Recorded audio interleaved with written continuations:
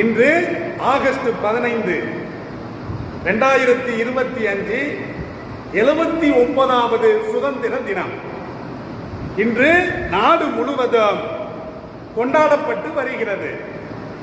அப்ப கண்ணியமிக்கவர்களே, அப்ப சுதந்திரத்திற்காக வேண்டி இஸ்லாமியர்கள் பெருவாரியாக போராடினார்கள் என்று சொன்னால் அவர்களை தூண்டியது என்ன? இந்த நபி மொழிதான்.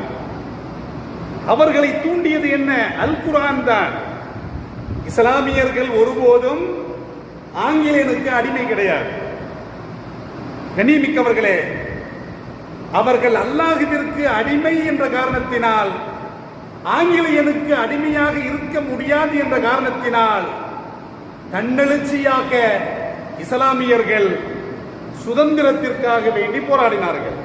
வரலாறு நெடுகிலும் நாம் பார்த்து கொண்டு வருகிறோம்.